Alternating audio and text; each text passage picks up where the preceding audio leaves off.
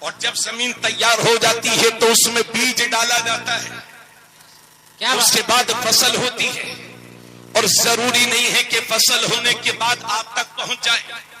پچھلے اکتوبر میں کیا ہوا، پچھلے سال سن 2021 کے اکتوبر میں کیا ہوا؟ فصل دھان کی بالکل تیار تھی، لیکن ایسا سیلاب آیا کہ بہہ گئی، آپ لوگ دیکھتے رہ گئے۔ مطلب یہ ہے کہ شاندار زمین ہو اور پھر اس پر فصل اگائی جائے، اور اس فصل کو سیلاب سے اللہ بچاتا ہے، لیکن فصل ایک وجہ سے اور بھی برباد ہو جاتی ہے۔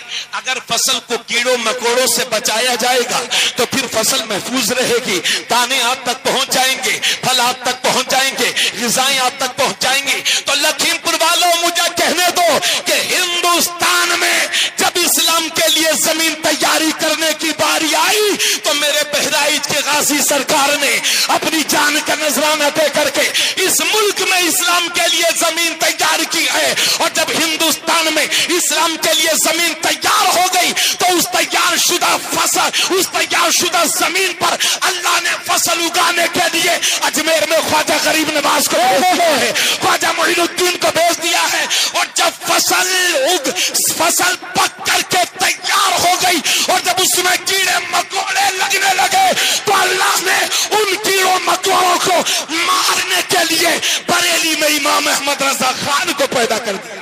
نعرہ تکبیر، سارے لوگ نعرہ تکبیر، نعرہ رسالت، مشرق اعلی حضرت فیضان امام حسین، خاندان امام حسین، سید سرکار حسین احمد، خلیفہ گلزار احمد، حضرت علامہ مفتی تبریز عالم صاحب قبلہ، خطیب ہندوستان۔ کیا کہنے، واہ واہ واہ، سبحان اللہ سبحان اللہ۔ اس لیے سنی نہ اسلام کے لیے زمین تیار کرنے والے سید الشہداء فی الہند۔ واہ واہ واہ، ارے غازی کے پڑوسی ہو تو جھوم کے بولو سبحان اللہ سبحان اللہ۔ اسلام کے لیے زمین تیار کرنے والے سیدنا سالار مسعود غازی کو بھی نہیں بھولیں گے، اور اس ملک میں اسلام کی فصل تیار کرنے والے خواجہ غریب نواز کو بھی نہیں بھولیں گے۔ اور جب اس فصل میں کیڑے مکوڑے لگتے ہیں اللہ اللہ تو ان کیڑوں مکوڑوں کو مارنے کے لیے اللہ نے بریلی میں امام احمد رضا کو بھیج دیا۔ سبحان اللہ سبحان اللہ۔ انہیں اپنے مولویوں کے نام کم یاد ہے اللہ اللہ، اور ہمارے اعلی حضرت کا نام خوب یاد ہے۔ اور اس دور میں سن لو، سید صاحب کی موجودگی میں کہہ رہا ہوں، اس دور میں اعلی حضرت کا نام حقانیت اور سنیت کی پہچان ہے۔ سبحان اللہ سبحان اللہ۔ اس دور میں سنیت کی پہچان ہے اعلی حضرت۔ واہ واہ واہ۔ بہار کے سنی مسلمان حضرت مولانا قادر بخش صاحب جو ایک بڑے خطیب تھے، عالم دین تھے، وہ بہار میں کسی ایک گاؤں میں تقریر کرنے گئے۔ غلام قادر سہسرامی ان کا نام تھا۔ کھانے کے لیے بیٹھ گئے تو وہاں کے سنی مسلمانوں نے پوچھا، حضور ہم لوگ تو سیدھے سادے ہیں، پڑھے لکھے بھی نہیں ہیں، حضور یہ بتا دیا جائے کہ ہم لوگ کیسے جانیں گے یہ سنی ہے کہ وہابی ہے؟ اللہ اللہ۔ تو مولانا قادر بخش صاحب بولے، میں ایسی پہچان تمہیں بتا دے رہا ہوں کہ اس سے بڑی پہچان ملنا مشکل ہے۔ اللہ اللہ۔ فرماتے ہیں اگر کسی کو پرکھنا ہو کہ سنی ہے کہ بگڑا ہوا نمبر ہے اللہ اللہ، تو اس کے سامنے اعلی حضرت کا نام لے دو، اگر چہرے پر خوشی کے آثار ظاہر ہو جائے تو سمجھ لو کہ سنی ہے، اور جغرافیہ بدل جائے سمجھ جاؤ غدار رسول ہے۔ کیا بات ہے کیا بات ہے، واہ واہ واہ واہ، زندہ باد اس زندہ دور میں پہچان ہے اعلی حضرت۔ واہ واہ واہ واہ۔ باتیں سمجھ میں آ رہی ہو تو زور سے بولو، اور اگر میری بات پر یقین نہ ہو تو سنو۔ اسی ہندوستان میں سن 76-77 کا دور ہے، یہ میرے کچھ بزرگ یہاں پر بیٹھے ہوں گے۔ ایمرجنسی کے وقت میں اندرا کی حکومت تھی دہلی میں، سمجھ گئے؟ ہندوستان میں نسبندی کا اعلان کر دیا گیا. اللہ اللہ نسبندی کرو، اور جو نسبندی کرائے گا اس کو انعام سے نوازا جائے گا. جبکہ قرآن اور حدیث کہتی ہے کہ نسبندی حرام ہے. حرام، نسبندی کرانا حرام حرام ہے. یہ بھی آپ جان لو.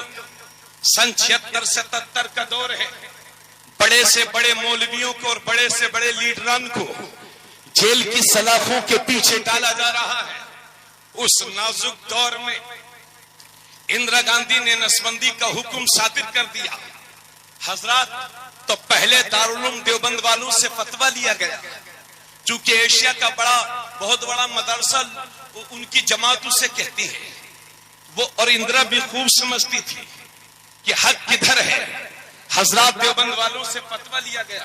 اللہ اللہ دیوبند والوں سے پوچھا گیا کہ نسبندی حرام ہے کہ حلال؟ تو قاری طیب نے اپنے مولویوں سے کہا جواب لکھو. تو وہاں بھی مولویوں نے لکھا کہ نسبندی حرام ہے، یعنی جو قرآن کہتا وہی انہوں نے کہا. لیکن جب یہ خبر دہلی تک پہنچی، اندرا کا ڈنڈا ہوا گرم تو مفتی ادھر ہوا نرم. رات ہی رات میں فتویٰ بدل گیا. اللہ اللہ اللہ پوچھو ان بزرگوں سے، ہمارے جو 70-80 سال کی عمر میں ہیں، ان سے پوچھو جو 60-70 سال کی عمر میں ہیں.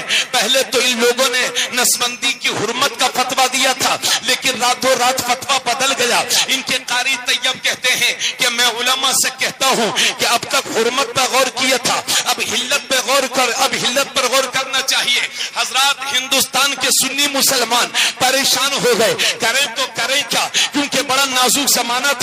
جو بھی بولتا تھا اس کو حکومت کا باغی سمجھ کر کے اس کو جیل کی سلاخوں میں ڈال دیا جاتا تھا. ہندوستان کے مسلمان پریشان ہو گئے کہ یہ مولویوں کے قلم کیسے بک گئے، ان کے فتوے کیسے بدل گئے. نسبندی تو حرام ہے لیکن انہوں نے حلال کیسے کہہ دیا. ہندوستان کے مسلمان پریشان ہو گئے تو سب کی نگاہ پہنچی اعلی حضرت کے 80 سالہ بیٹے مفتی اعظم کی ذات پر. بریلی شریف میں 80 سال کی عمر ہے ہمارے مفتی اعظم کی. بریلی شریف سے فتویٰ لیا گیا، وہاں استفتاء پہنچا تو مفتی اعظم نے اپنی مفتیوں کی ٹیم سے فرمایا، اے مفتیان کرام، جو حق ہو وہی لکھنا، اور اگر حق لکھنے پر انڈیا کی گورنمنٹ اگر ہمیں باغی کہتی ہے تو ہم ایسی بغاوت کو برداشت کرتے ہیں، ہم ایسی بغاوت کو منظور کرتے ہیں. ہمیں دہلی کی بغاوت تو منظور ہے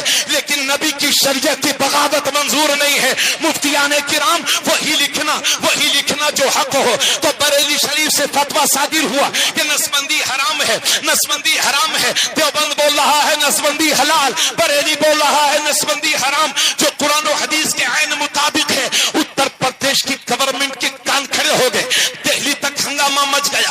دہلی سے اتر پردیش کے مکھیہ منتری کو حکم ہوتا ہے کہ بریلی کے بڑے مولوی صاحب کو فوراً گرفتار کر لیا جائے. اتر پردیش کے مکھیہ منتری نے ایک سروے کرایا، خفیہ جائزہ لیا کہ حالات کیسے ہیں. تو اس خفیہ ٹیم نے جو سروے کیا اور حالات کا جائزہ لیا، اتر پردیش کے مکھیہ منتری کو بتایا اگر بریلی کے بڑے مولوی صاحب کو گرفتار کر لیا گیا تو ہندوستان میں ایسا انتشار برپا ہوگا کہ سنبھالے نہیں سنبھل پائے گا. حضرات، مکھیہ منتری بھی اپنی حرکت سے باز آیا، اندرا بھی باز آ گئی، لیکن حرکتیں پھر بھی جاری تھی. ایک دن کچھ پولیس والے ہمت کر کے مفتی اعظم کے پاس پہنچ گئے اور کہنے لگے حضور، مفتی اعظم لیٹے ہوئے تھے، کہنے لگے حضور، دیوبند والوں نے تو پہلے حرمت کا فتویٰ دیا تھا لیکن اب انہوں نے بھی حلال کہہ دیا ہے، آپ بھی فتویٰ بدل دو، آپ بھی نسبندی کو حرام کہہ دو تو آپ بھی نسبندی کو حلال کہہ دو.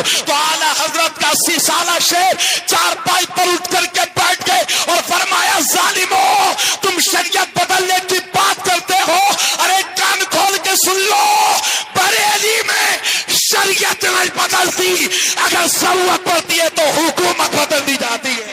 نعرہ تکبیر، نعرہ رسالت، نعرہ رسالت. مسلک اعلی حضرت، پیغام اعلی حضرت کانفرنس بریلی کا پیغام حضور مفتی اعظم ہند حضور حسین ملت، حضور حسین ملت، حضور حسین ملت، نعرہ تکبیر، نعرہ رسالت۔ ارے دنیا کے کسی ڈالر میں، دنیا کے کسی حکمراں میں اتنی طاقت نہیں ہے جو بریلی والوں کے قلم کو خرید سکے۔ کیا کہنے ہیں؟ زندہ باد زندہ باد۔ دنیا کے کسی حکمراں میں اتنی طاقت نہیں ہے کہ بریلی والے کے قلم کو خرید سکے۔ مفتی اعظم نے اس زمانے میں نسبندی کے حرام ہونے کا فتویٰ دیا تھا، بات وہیں ٹھہر گئی، ورنہ ان مولویوں نے تو پورا سسٹم ہی بدل ڈالا تھا۔ اس لیے لوگ بریلی شریف کو سنیوں کا مرکز کہتے ہیں۔ بے شک ذرا زور سے بولو سبحان اللہ سبحان اللہ۔ یہی وجہ ہے 1832 عیسوی میں اعلی حضرت کے دادا علامہ رضا علی خان نے بریلی شریف میں پہلی بار دارالافتاء قائم کیا تھا۔ اس وقت سے لے کر کے آج تک 2 سال مکمل ہونے کو ہیں، بریلی شریف میں ایسے دارالافتاء ہیں کہ ہندوستان کے چاہے جس مدرسے سے بھی فتویٰ لے لو، مگر سنی مسلمانوں کو اطمینان اس وقت ملتا ہے جب اس فتوے پر مہر بریلی کی لگ جاتی ہے۔ کیا بات ہے، واہ واہ واہ واہ، زندہ باد زندہ باد۔ لوگ کہتے ہیں بریلی شریف سے فتویٰ منگاؤ، واہ واہ۔ اور ہماری اتر پردیش کی حکومت نہیں بلکہ انڈیا کی گورنمنٹ بھی 12 ربیع الاول شریف کو حضور کے میلاد کی خوشی میں چھٹی کرتی ہے۔ کیا بات ہے، ہوتی ہے کہ نہیں؟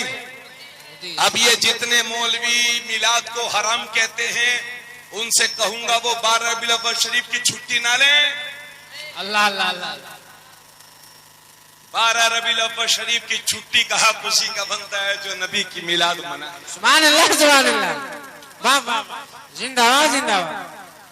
معزز سامعین، تو بریلی شریف سنیوں کا مرکز، آپ لوگ بول نہیں رہے، بریلی شریف سنیوں کا مرکز،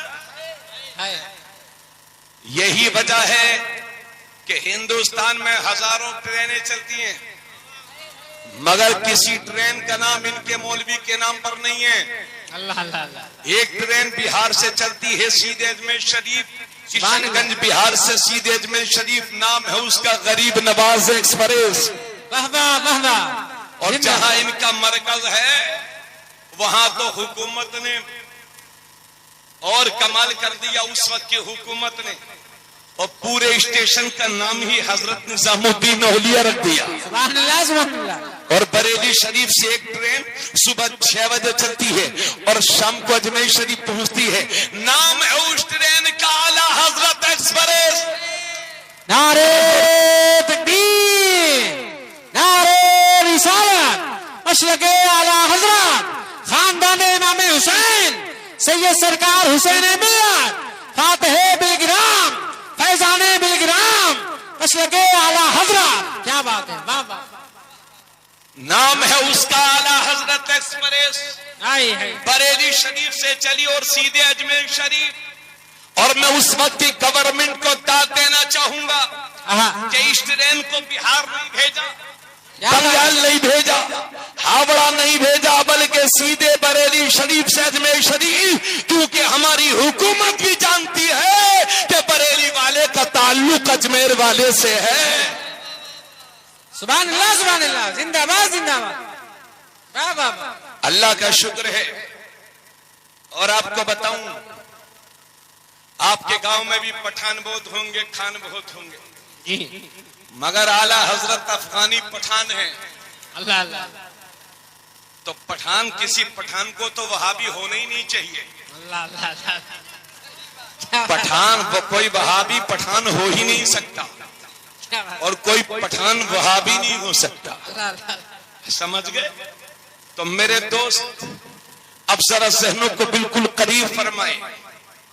اعلی حضرت پیدا ہوئے 1272 ہجری میں یعنی 1856 میں اور وصال ہوا 1921 میں. پوری عمر تقریباً 63 سال. ان 63 سال میں سے 54 سال اعلی حضرت نے بیٹھ کر کے نبی کی دین کی خدمت کی. سبحان اللہ. یاد رکھیں ہر صدی میں ایک مجدد آتا ہے. اللہ.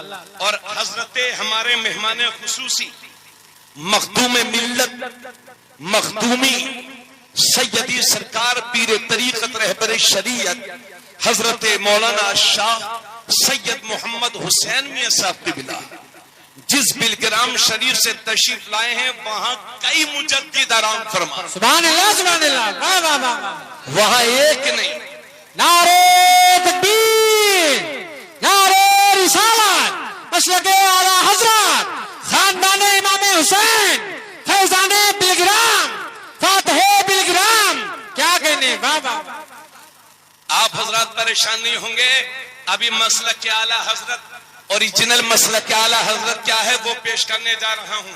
صبح کو یہ مت کہنا، آدھا جلسہ چھوڑ کے یہ مت کہنا کہ مولانا صاحب نے یہ بات نہیں بتائی وہ بات نہیں بتائی.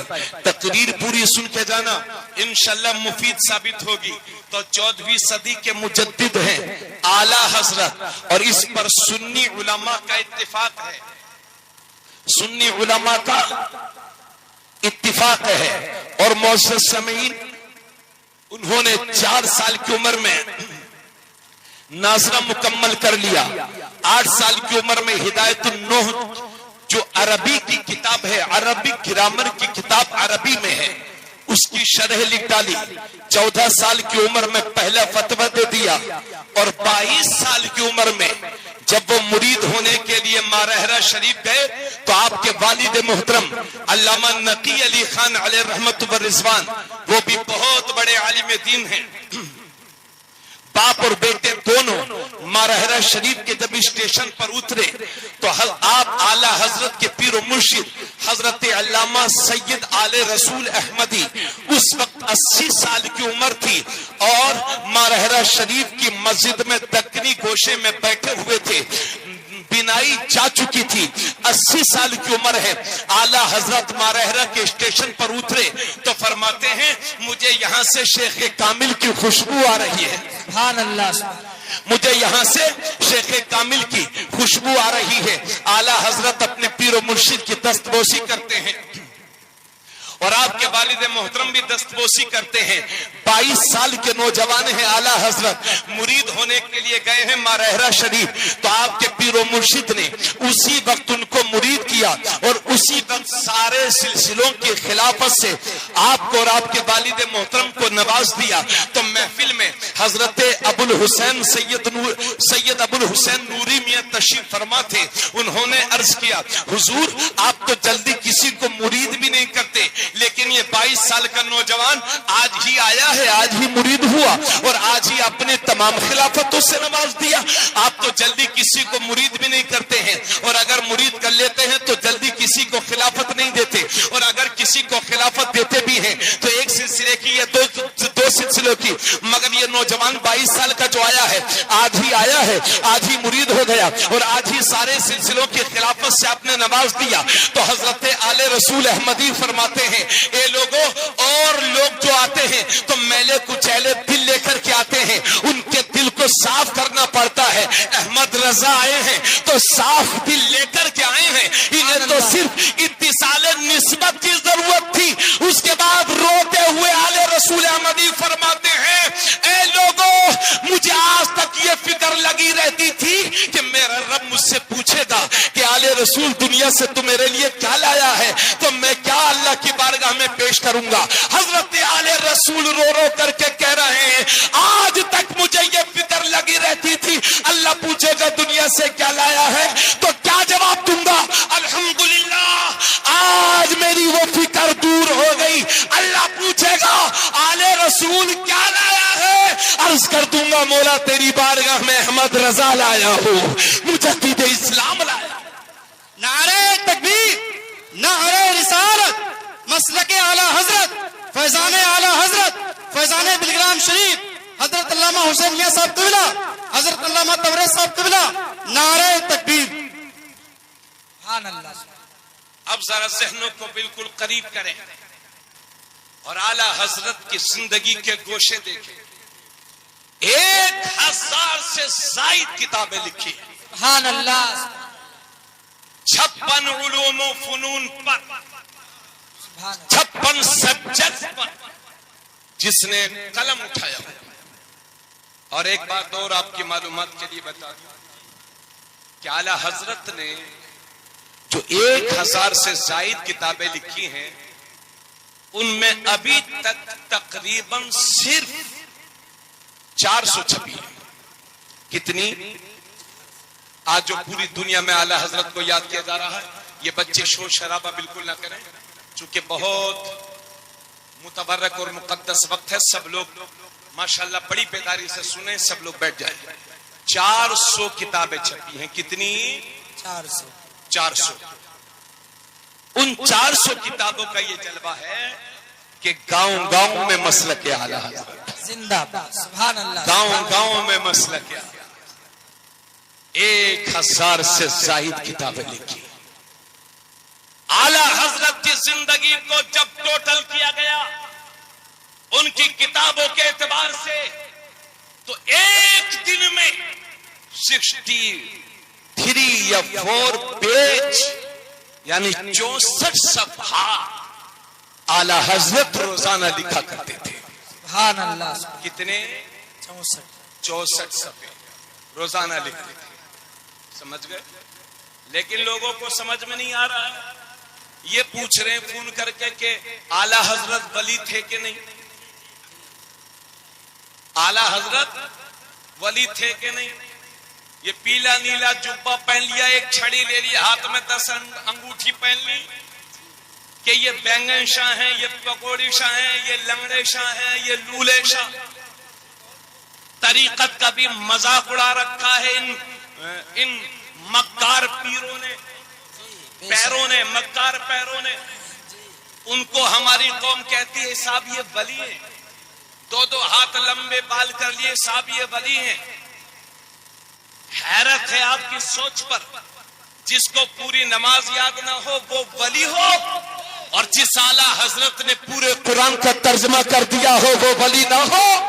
کیا کہنے ہیں؟ زندہ باد زندہ باد. نعرہ تکبیر. بولیے نعرہ رسالت.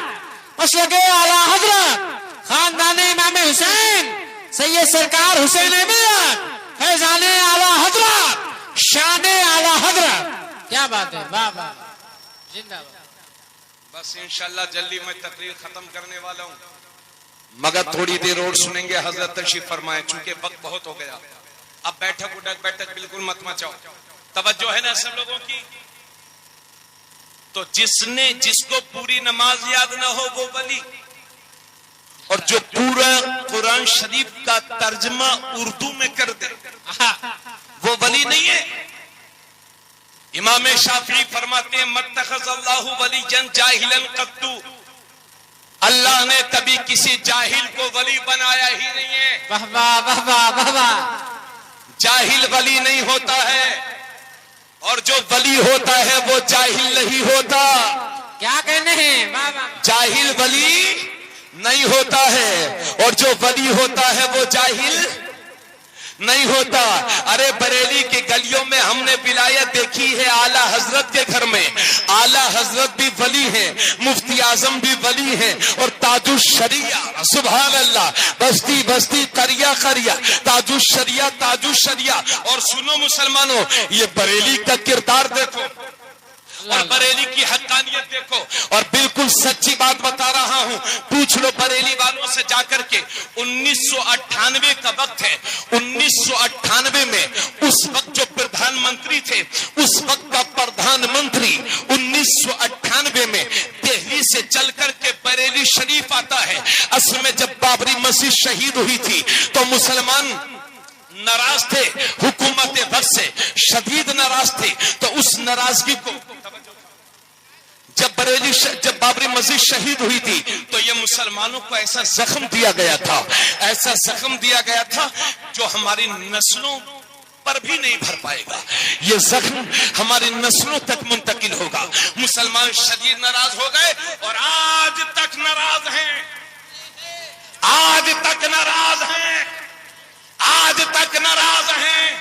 حضرات گرامی، اس وقت کا پردھان منتری مسلمانوں کی توجہ چاہوں گا، مسلمانوں کی ناراضگی کو ختم کرنے کے لیے بریلی شریف آتا ہے اور پورے دن بریلی کے سرکٹ ہاؤس میں رہتا ہے. اور اس وقت کا پردھان منتری کہتا ہے کہ مولانا اختر رضا یعنی مفتی اختر رضا یعنی ہمارے پیر و مرشد سے ہماری ملاقات کروا دو، تاج الشریعہ علامہ اختر رضا سے ہماری ملاقات کروا دو. اس وقت کا وزیر اعظم بریلی شریف کی سرکٹ ہاؤس میں ہے اور خواہش یہ ہے کہ مولانا اختر رضا صاحب سے میری ملاقات ہو جائے، مگر تاج الشریعہ نے اپنے گھر کے دروازے کو وزیر اعظم کے لیے بند کر دیا، پردھان منتری کے لیے بند کر دیا. پورا پرشاسن اور بڑے بڑے ادھیکاری زور لگائے ہوئے ہیں چند لمحوں کے لیے ہی تاج الشریعہ وزیر اعظم سے دیش کے پردھان منتری سے ملاقات کر لے، لیکن تاج الشریعہ راضی نہیں ہوئے دیش کے پردھان منتری سے ملاقات کرنے کے لیے. اب سن لو، جب زیادہ دباؤ تاج الشریعہ پر پڑا کہ ملاقات کر لو پردھان منتری سے، تو تاج الشریعہ جلال میں فرماتے ہیں اختر رضا اس پردھان منتری سے ملاقات نہیں کرے گا کیونکہ اس کے ہاتھ بابری مسجد کی شہادت میں ملوث ہیں.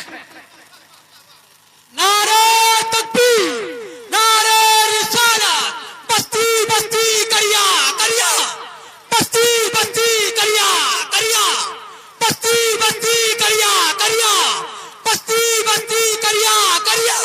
حضور تاج الشریعہ، حضور تاج الشریعہ، ہمت تاج الشریعہ، ہمت تاج الشریعہ، ہمت تاج الشریعہ. بریلی شریف کا شیر حضور حسین ملت، حضور حسین ملت، حضور حسین ملت، سرکار حضور گلزار ملت، لکھنؤ شریف کے قاضی، لکھنؤ شریف کے قاضی حضور اسجد میاں. بریلی شریف کا پیغام مسلک اعلی حضرت، مسلک اعلی حضرت، مسلک اعلی حضرت، پیغام اعلی حضرت کانفرنس. یہ سندربل کے شیر اور اس پورے علاقے کے شیر. سبحان اللہ. شاہبان صاحب، جب مجھے کہیں بلایا کرو تو ان کی بھی دعوت میری طرف سے میں ان کو دعوت دیتا ہوں، مگر ان سے گزارش کے دوران نعرہ تھوڑا سا اس کو آدھا کر دو، ہے نا. یہ ان کی محبت ہے، یہ ایمانی جذبہ ہے میرے دوست. آپ تو اتنی بڑی بات سن کے سبحان اللہ بھی نہیں بولے. کیا فرمایا تھا تاج الشریعہ نے کہ میں پردھان منتری سے نہیں ملوں گا کیونکہ ان کے ہاتھ بابری مسجد کی شہادت میں ملوث ہیں. سمجھ گئے؟ اور آج کل کے مولویوں کا یہ حال ہے، اگر جھوٹا خط دہلی سے آ جائے کہ دہلی تو چھوڑیے کہ مکھیہ منتری نے بلایا ہے تو مار اتنا پرچار کریں گے، اب پھولے نہیں سمائیں گے، پہنچ جائیں گے، ہے نا، اور فوٹو کھینچوائیں گے. اس کے بعد یہ ہے ہندوستان کے قاضی معاذ اللہ. ارے قاضی وہ ہوتا ہے جس کے دل میں شریعت کی محبت ہوتی ہے، جس کے دل میں حکومت کی محبت ہو. وہ بڑا آدمی تو ہو سکتا ہے مگر اسلامی قاضی نہیں ہو سکتا. اللہ کا شکر ہے بریلی شریف نے وہ کارہائے نمایاں انجام دیے ہیں. اے یار، اے بچے دیکھ رہے ہو ہے نا کچھ ہوش آواز، بیٹھ جاؤ. یہ بڑے ہو گئے، ان کی عقل ابھی نابالغ ہے. بیٹھو یار. صلی اللہ علیہ وسلم. اب میری بات سنیے، میں تقریر ختم کر رہا ہوں. تو کتنی کتابیں لکھی؟ 1000 سے زائد. یہی ہے مسلمانوں کے بچے، معلوم ہے جی. سب سے پہلے کیا ہے، اگر جیب میں 2 روپیہ آئے اور بچہ 10 سال کا ہوا تو لے دیا 20,000 کا موبائل، لے بیٹے بگڑ. اور ذرا تھوڑے سے پیسے آئے تو 50 روپے اور دے دیے، لے بیٹے بال کو کلر کروا لینا. اور تھوڑا بڑا ہوا تو ایک پھٹی ہوئی پینٹ لے دی. لے بیٹے کلر بال کرا کے موبائل بڑا سا لے کے پھٹی پینٹ پہن کے جوا کھیلتا رہے, بیٹھ کے تاش کے پتے کھیلتا رہے, بیئر بھی پی لینا, شراب بھی پی لینا. اسی میں مست ہے مسلمانوں کے بچے. میں اللہ مجھے معاف کرے, میں یہ الزام نہیں لگا رہا ہوں مگر یہ حقیقت ہے. میں اعلیٰ حضرت کی بات اس لیے سنا رہا تھا کہ 1400 سال کی عمر میں انہوں نے کتاب لکھی اور ہم 1400 سال کی عمر میں کتاب پڑھنے کے لائق نہیں. اب سنو ایک واقعہ مزیدار, یہ اصلاحی پہلو ہے, ذرا غور فرمائیں. اعلیٰ حضرت ہر نماز جماعت کے ساتھ مسجد میں پڑھتے تھے. سبحان اللہ سبحان اللہ. ہر نماز جماعت کے ساتھ مسجد میں پڑھتے تھے. اس لیے مسلک کے اعلیٰ حضرت یہ ہے کہ 5 وقت کی نماز جماعت کے ساتھ مسجد میں ادا کرو. سبحان اللہ. اعلیٰ حضرت کے مزاج میں حرارت تھی لیکن پھر بھی امامہ شریف پہن کر کے نماز پڑھتے تھے. کسی کو کوئی چیز دیتے تھے تو داہنی ہاتھ سے دیتے تھے. اگر کوئی بایاں ہاتھ بڑھاتا تو اعلیٰ حضرت ہاتھ کو کھینچ لیتے اور فرماتے داہنی ہاتھ سے لو کیونکہ بائیں ہاتھ سے لینا یہ شیطان کا کام ہے. حتیٰ کہ اعلیٰ حضرت 786 بھی لکھتے تھے تو پہلے 7 اس کے بعد 6 اس کے بعد 8 اس کے بعد 6 ایسے نہیں لکھتے تھے بلکہ داہنی طرف سے پہلے 6 لکھتے تھے, پھر 8 لکھتے تھے, پھر 7 لکھتے تھے. کیونکہ الحدیث شریف میں ہے اللہ کو داہنا پسند ہے. حتیٰ کہ کنگھی کرو تو داہنی طرف سے, جوتا پہنو تو دائیں طرف. تو یہ اعلیٰ حضرت کے معمولی زندگی کے معمولات تھے. اور سنیے, اعلیٰ حضرت کی عمر تقریباً 3.5 سال تھی. کتنی؟ اس کو غور سے سنو سب توجہ سے. کتنی عمر تھی؟ 3.5 سال. ایک دن آپ اپنے گھر سے باہر تشریف لے گئے اور نیچا کرتا پہنے ہوئے تھے. اندر جو بچے پہنتے دیکر یا کیا بولتے اس کو, نیکر وغیرہ اندر نہیں تھا. چھوٹے بچے کبھی کبھار اس حالت میں نکل جاتے ہو. اور اللہ کی شان 3.5 سال کی عمر میں نیچے کرتا پہن کر کے باہر تشریف لے گئے اور باہر سے گھر آ رہے تھے. اتنی دیر میں کیا دیکھتے ہیں کہ ایک گاڑی پر کچھ طوائف بیٹھ کر کے کسی بڑے رئیس آدمی کے گھر پروگرام میں جا رہی تھی ناچ گانا کرنے. طوائف. اعلیٰ حضرت نے جب طوائف کو دیکھا تو اپنا کرتا اوپر کو اٹھایا اور اپنی آنکھوں پہ لگا لیا. اب آپ سمجھ سکتے ہو کرتا جب نیچے کا کرتا جب آنکھوں پہ آ جائے گا تو ظاہر سی بات ہے نچلا حصہ تو کھل جائے گا. اور اعلیٰ حضرت نے اپنی آنکھوں کو چھپا لیا, یعنی آنکھیں ڈھک لی, ان کو نہیں دیکھا. چھوٹے سے بچے کی اس بات پر وہ طوائف ہنسنے لگی اور کہا میاں شہزادے ہے نا, تم نے آنکھیں تو چھپا لی لیکن سطر کھول دیا. یہ مہذب جملے ہیں, باقی اس نے جو کہا ہوگا ہے نا. مطلب یہ ہے کہ جو دکھانے کا تھا, جو چھپانے کا تھا اسے دکھا رہے ہو اور جو دکھانے کی تھی انہیں چھپا رہے ہو. معاذ اللہ. لیکن 3.5 سال کے بچے ہی تو تھے. اعلیٰ حضرت نے کرتا اٹھایا اپنی آنکھوں پہ رکھا. یہ بھی اللہ کے حکم سے سب ہوا. مصلحت خدا مندی یہی تھی. وہ ہنسنے لگی تو اعلیٰ حضرت سے کہنے لگی جو چھپانا, جو تم نے سطر کو کھول دیا ہے آنکھوں کو چھپا لیا. تو اعلیٰ حضرت فرماتے ہیں ہاں ہاں میں نے جان بوجھ کے کیا اور یہ صحیح ہے, کیونکہ جب آنکھیں بہکتی ہیں تب دل بہکتا ہے اور جب دل بہکتا ہے تو سطر بہکتا ہے. اب ذرا غور کرو مسلمانوں, اس بات سے شروع کر رہا ہوں, بتا دینا مجھے آج سے 7-8 مہینے پہلے جب ہمارے ملک کے صوبہ کرناٹک میں حجاب کا مسئلہ اٹھا تھا, انڈیا میڈیا نے بابیلا مچا دیا. कर्नाटक के बड़े बड़े स्कूल के गेट पर नो एंट्री के बोर्ड लगा दिए गए, यानी हिजाब पहनने वाली, बुर्का पहनने वाली बेटियां हमारे स्कूल में दाखिल नहीं हो सकती। और इंडिया की मीडिया, जिसे हम गोदी मीडिया कहते हैं, उसने बाबेला मचा दिया कि बताओ ये हिजाब जो है ये मुसलमानों का आपसी कल्चर है। कुरान में हिजाब कहीं नहीं आया है, कुरान में, हदीस में हिजाब कहीं नहीं आया है। ये इंडिया की मीडिया पूछ रही थी, आज तक पूछ रही है। तो मैं इस बहरी गुंगी मीडिया को बताना चाहता हूँ कि लफ्ज़ हिजाब कुरान में 7 बार आया है। सुभान अल्लाह। कितनी बार? 7 बार आया। 7 बार।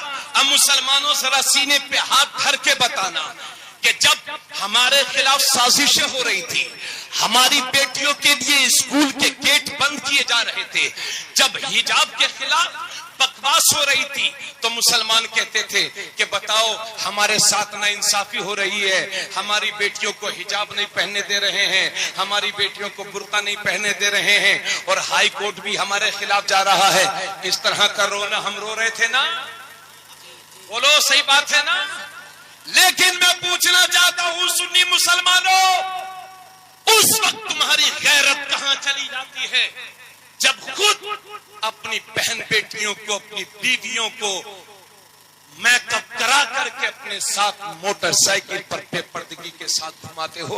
उस वक्त आपकी हमारी शर्म कहां चली जाती है? अभी 10 मुहर्रम गुजरा, इमाम हुसैन शहीद हुए हमारे लिए, और इन औरतों ने लाली पाउडर लगा करके जो इस्लाम की धज्जियां उड़ाई हैं, वो बाईस शर्म है। क्यों भाई, बोलो बच्चों? और मोटरसाइकिल पर कौन लेके गया? आप ही ना लेके गए थे, तब तकलीफ नहीं होती। अब आइए जरा, जब हिजाब की बात आ गई है और बात आला हजरत की है, तो फिर मैं अर्ज कर दूं, और आप मेरी बहनें भी जरूर सुनेंगी, जो ये कहती है ये मौलवी ओल्ड मॉडल है, ये मौलवी पुराने दिमाग के हैं, इन्हें क्या मालूम कि लखीमपुर की मार्केट में नया फैशन क्या चल रहा है। तो सुन मेरी बहन, सुन, अल्लाह का फरमान सुन, सूरे नूर की आयत नंबर 30 और 31 सुनो मेरे भाइयों। अल्लाह रब्बुल इज्जत आयत नंबर 30 में फरमाता है, वकुल्लिल मुमिनात यगदुदन मिन अबसारिहिन्ना व यहफज़न फुरूजहुन्ना वला युब्दीन ज़ीनतहुन्ना इल्ला मा ज़हरा मिन्हा वलयद्रिबन बिखुमुरिहिन्ना अला जुयूबिहिन। सूरे नूर 12 नंबर 18 अल्लाह पाक फरमाता है, वकुल्लिल मुमिनात, ए नबी इन मुसलमान औरतों से कह दो, यगदुदन मिन अबसारिहिन्ना, कि अपनी निगाहों को छुपा लिया करें, अपनी निगाहों को नीचा रखें, वयहफज़न फुरूजहुन्ना, और अपनी शर्मगाहों की हिफाजत करें, वला युब्दीन ज़ीनतहुन्ना, और अपने मेकअप को गैर मर्दों पर जाहिर न करें, वला युब्दीन ज़ीनतहुन्ना इल्ला मा ज़हरा मिन्हा, मगर जितना खुद जाहिर हो, वलयद्रिबन बिखुमुरिहिन्ना अला जुयूबिहिन। और अल्लाह फरमाता है, ए नबी इन औरतों से कह दो कि जब ये घर से बाहर निकला करें तो अपने चेहरे पर चादर डाल लिया करें, बुर्का डाल लिया करें। और याद रखो, इस्लाम में, कुरान में हिजाब आया है, बुर्के का लफ्ज़ पूरे कुरान में कहीं नहीं आया है। हिजाब यानी हिजाब, पर्दा, पर्दे का लफ्ज़ आया है, बुर्के का लफ्ज़ नहीं आया है। तो ऐसा बुर्का जिससे पर्दा ना होता हो, इस्लाम में वो भी हराम है। आजकल की औरतें ऐसा बुर्का पहनती हैं कि ना देखने वाला भी इन औरतों के बुर्के की चमक दमक को देखने लगे। ऐसा बुर्का पहनती हैं जिससे, ऐसा बुर्का पहनती हैं कि जिससे पूरा पर्दा भी नहीं होता। और सुनिए मेरे भाई, सुनिए, सिर्फ चादर ढक लेना ही काम कर, सिर्फ चादर ढक लेना ही मुकम्मल बात नहीं है, बल्कि अल्लाह ने फरमाया ऐसा ना हो कि बुर्का तो ओढ़ लिया है, चादर भी ढक ली है, मगर अजनबी मर्दों से नजरों से नजरें मिला रही हैं। इसलिए अल्लाह फरमाता है, ए नबी इन औरतों से कह दो कि अपनी निगाहों को नीची रखा करें, अपनी निगाहों को नीची रखा करें। ये मेरे अल्लाह ने फरमाया है। और हजरात, मर्द ये न समझे कि हम जो चाहें करें, जहां चाहे देखें। सुन लो, अल्लाह ने आयत नंबर 31 में औरतों से फरमाया कि अपनी निगाहों को नीची रखें, और आयत नंबर 30 में अल्लाह ने इन मर्दों से फरमाया, वकुल्लिल मुमिनीन यगुद्दू मिन अबसारिहिम व यहफज़ू फुरूजहुम। اللہ فرماتا ہے اے نبی ان مسلمان مردوں سے کہہ دو، ان مسلمان مردوں سے کہہ دو، مل کے میرے ساتھ توجہ سے سنو، اے نبی ان مسلمان مردوں سے کہہ دو کہ اپنی نگاہوں کو نیچی رکھا کریں اور اپنی شرمگاہوں کی حفاظت کریں۔ اللہ فرماتا ہے ان مسلمان مردوں سے کہہ دو اپنی نگاہیں نیچی رکھا کریں، مگر اس مسلمان کو ہوش ہی نہیں ہے، اگر جیب میں 2-4 روپیہ آ گیا تو لوگ معلوم ہے کیا کہتے ہیں کہ صاحب دل کا پردہ ہوتا ہے، آنکھوں کا پردہ تھوڑی ہوتا، دل صاف ہونا چاہیے، آنکھوں کا پردہ نہیں ہوتا۔ لیکن اے لوگوں یہ لکھیم پور کا سیٹ کہتا ہے کہ دل کا پردہ نہیں ہوتا، آنکھوں کا پردہ نہیں ہوتا، دل کا پردہ ہوتا ہے، دل صاف ہونا چاہیے۔ لیکن یہ اللہ کا قرآن کہتا ہے اے نبی ان مردوں سے کہہ دو اپنی نگاہوں کو نیچی رکھا کریں، دل کا پردہ بعد میں ہوتا ہے، آنکھوں کا پردہ پہلے ہوتا ہے، کیونکہ پہلے نظر بھٹکتی ہے تو کھٹک پیدا ہوتی ہے، اور جب کھٹک پیدا ہوتی ہے تو سوچ جنم لیتی ہے، اور جب سوچ جنم لیتی ہے تو شہوت کا غلبہ ہوتا ہے، اور جب شہوت کا غلبہ ہوتا ہے تو انسان کا یہ قدم زنا کی طرف بڑھتا ہے۔ یاد رکھو میرے بھائیوں، زنا سے نسب خراب ہوتے ہیں، زنا سے نسلیں خراب ہوتی ہیں، زنا حرام ہے۔ اللہ کے نبی فرماتے ہیں حین یزنی زانی لا یزنی وہو مومن، زانی جس وقت زنا کرتا ہے وہ مومن نہیں رہ جاتا، ایمان اس کے سر کے اوپر چلا جاتا ہے۔ زانی جس وقت زنا کرتا ہے وہ مومن کی صفات سے محروم ہوتا ہے۔ زانی کے بارے میں مولا علی فرماتے ہیں زانی کے رزق میں کمی آ جاتی ہے، اور اس بات کو کان کھول کے سن لو، ہمارے علماء نے اس بات کو لکھا ہے کہ اگر کسی نے کسی کی بہن بیٹی کے ساتھ اگر زنا کیا ہے تو یہ قرض ہے، قرض۔ اگر کسی نے کسی کی بہن بیٹی کے ساتھ زنا کیا ہے تو اس کی بہن بیٹی یا بیوی سے اس قرض کو چکایا جائے گا۔ ہوشیار سمجھتے ہو اپنے آپ کو کہ ہم چاہے جو کریں اور ہماری بہن بیٹیوں پر کوئی نظر نہ ڈالے؟ اگر اپنی بہن بیٹیوں کی عزت محفوظ چاہتے ہو، اگر اپنی بہن بیٹیوں کی عزت محفوظ چاہتے ہو تو کسی کی بہن بیٹی کے ساتھ زنا مت کرنا۔ ہمیں زنا تو دور کی بات ہے، کسی اجنبی عورت کی طرف نگاہ اٹھا کر کے مت دیکھنا۔ اسلام میں اجنبی عورت کی طرف نگاہ اٹھا کر کے دیکھنا حرام ہے۔ سن لو، چاہے وہ ہندو کی لڑکی ہو، چاہے مسلمان کی لڑکی ہو، چاہے سکھ کی لڑکی ہو، چاہے دنیا کے کسی بھی برادری، کسی بھی کاسٹ اور کسی بھی ملک کی لڑکی ہو، اگر وہ تمہاری بیوی نہیں ہے، بہن نہیں ہے، یعنی وہ عورتیں کہ جن سے پردہ نہیں ہے، ان کے علاوہ اجنبی عورت ہے تو اس سے نگاہوں کو چھپا لو، پردہ کر لو۔ تم ہوش میں نہیں ہو کیا؟ اسی اتر پردیش میں جس میں ہم جی رہے ہیں، اتر پردیش کا جغرافیائی اعتبار سے سب سے بڑا ضلع ہے لکھیم پور۔ اسی لکھیم پور بیٹھنے والی میری سنی قوم سنو، اسی اتر پردیش میں لو جہاد قانون بنا ہے، لو جہاد کا، اور یہ کسی اور کے لیے نہیں، یہ مسلمانوں کے لڑکوں کے لیے بنایا گیا ہے۔ اس کا یہ مطلب ہے اگر کوئی مسلمان لڑکا کسی غیر مسلم کی لڑکی سے شادی کر لے یا اس کو لے کر کے چلا جائے تو اس کو 5 سال تک جیل میں رہنا پڑے گا، اور اگر اس کے الٹا ہو جائے یعنی کوئی غیر مسلم مسلمان کی لڑکی کو لے جاتا ہے تو پھر اتر پردیش میں اس کے لیے کوئی لو جہاد قانون نہیں بنایا گیا ہے۔ اتر پردیش میں یہی قانون ہے، مدھیہ پردیش میں یہ قانون بن چکا ہے، ہندوستان کے کئی صوبوں میں اس قانون کو بنانے کی تیاری چل رہی ہے۔ یعنی اگر کوئی مسلمان لڑکا کسی دوسرے دھرم کی لڑکی سے شادی کر کے اپنے گھر کو بیاہ کر کے لے کر کے آتا ہے تو ایسے مرد کو 5 سال تک جیل کی سلاخوں کے پیچھے ڈالا جائے گا۔ لو جہاد کے تحت ہمارے بچوں کی زندگی برباد ہونے کے کگار پر ہے۔ کتنے بچے اسی قانون کے تحت جیل کی سلاخوں کے پیچھے ہیں۔ ارے کیوں اپنی قسمت پر ہاتھ مار رہے ہو؟ تم نے اللہ کے حکم سے منہ پھیرا ہے۔ میرے رب نے تو پہلے فرما دیا تھا نا کہ اجنبی عورت کی طرف نگاہ مت اٹھانا۔ اگر صحیح وقت پر تم نے اللہ کے قانون کو مان لیا ہوتا لفظ جہاد قانون نہیں. اگر جیسے ہزاروں قانون بھی بن جاتے تو اسی زمین کے اندر دفن ہو جاتے. سبحان اللہ سبحان اللہ. نعرہ تکبیر، نعرہ رسالت، مسلک اعلی حضرت فیضان بلگرام شریف حضرت اللہ مفتی تبریز عالم صاحب قبلہ، حضرت سید صاحب صاحب قبلہ. نعرہ تکبیر، نعرہ رسالت. اخبار تو پڑھتے ہوں گے نا؟ ارے تھوڑا سا بولیے تاکہ پتہ چلے ہمیں. اخبار پڑھتے ہیں نا؟ لفظ جہاد کا مطلب سمجھ رہے ہیں نا؟ آپ کیا سمجھو گے؟ جس پر بیت رہی ہے وہ سمجھے. اللہ بچائے. لیکن اگر اللہ کے حکم پر اگر ہم صحیح ٹائم پر عمل کر لیں تو انشاءاللہ یہ لفظ جہاد جیسے جتنے قانون بنیں گے اسی زمین کے اندر دفن ہوں گے. ارے پہلے اپنی ذمہ داریوں کو سمجھو. مسلمان کا بچہ وہ نہیں ہے جو ادھر ادھر عورتوں پہ نظر ڈالے. مسلمان کا بچہ وہ ہے جو اجنبی عورت کی طرف دیکھے تو سر کو جھکا. اللہ نے فرمایا اے نبی آپ مسلمان مردوں سے کہہ دو کہ نگاہیں نیچی رکھیں. اس کا یہ مطلب نہیں ہے کہ لکھیم پور جائیں تو نیچے دیکھ کر کے جائیں. اگر ایسا کام کرو گے تو ہو سکتا ہے کہیں کوئی دقت ہو جائے، ایکسیڈنٹ ہو جائے.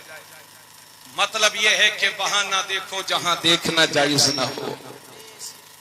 اور حضرت علی کا تو نام سنا ہے نا؟ ایک بار میرے نبی کے ساتھ میں ہے حضرت علی. ایک عورت وہاں سے گزر کر جا رہی ہے نہایت خوبصورت. حضرت علی کی ایک نگاہ پڑی، چہرے کو پھیر لیا.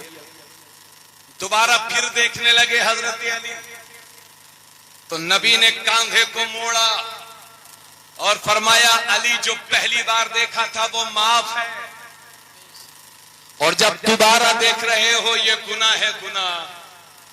یعنی کسی عورت پر اگر پہلی بار نظر پڑ جائے تو وہ نظر معاف ہے، لیکن اس کو تکتے رہنا یہ گناہ ہے.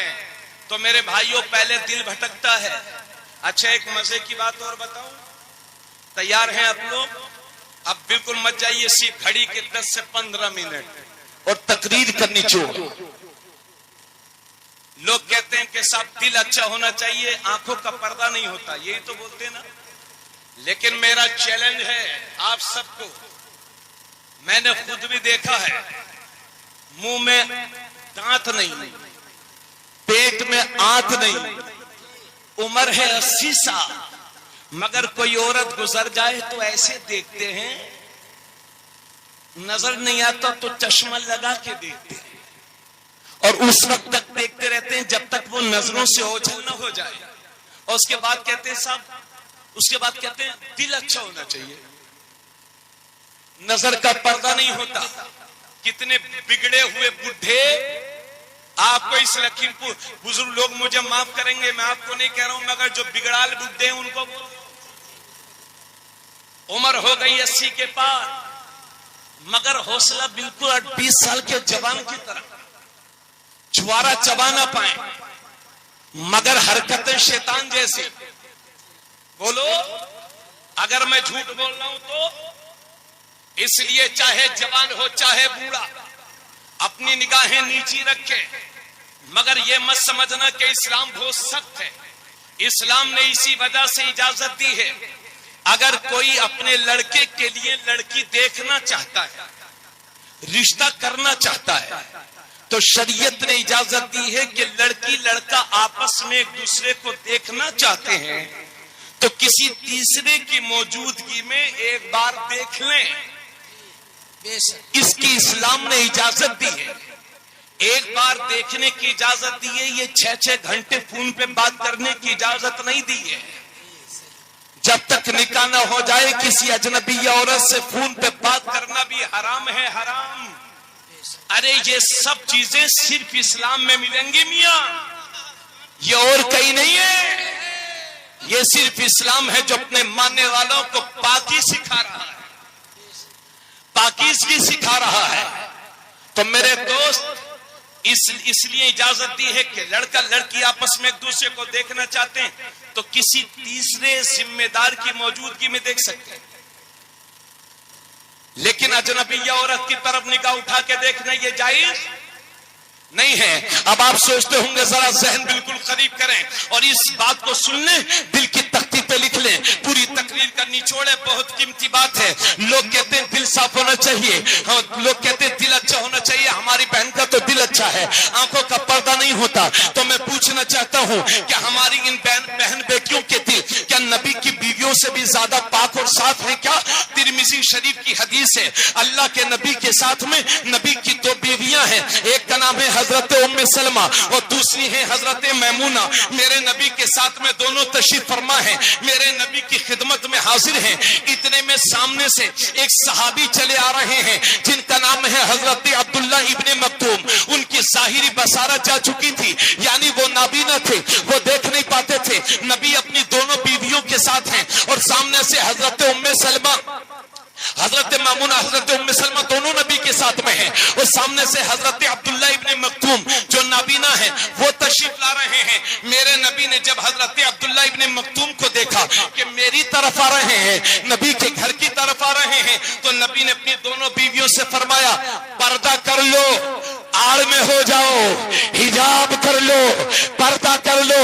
تو حضرت ام سلمہ عرض کرتی ہیں یا رسول اللہ ہم کس سے پردہ کر لیں؟ یہ عبداللہ ابن مکتوم ہی تو ہیں، یہ نابینا ہیں، یہ ہمیں دیکھ تھوڑی رہے ہیں۔ تو نبی فرماتے ہیں ام سلمہ اگر عبداللہ ابن مکتوم تمہیں نہیں دیکھ رہے تو تم تو ان کو دیکھ رہی ہو۔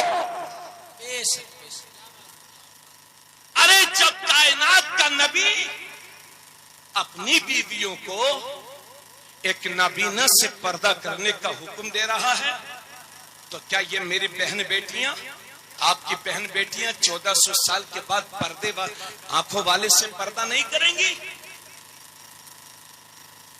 کیا نبی کی بیویوں سے بھی زیادہ صاف دل تھے کہ آپ کی بیٹیوں کے، ہماری بہنوں کے؟ اس لیے عورتیں بغیر برقع، بغیر حجاب کے اپنے گھروں سے نکلنا چھوڑ دیں۔ میری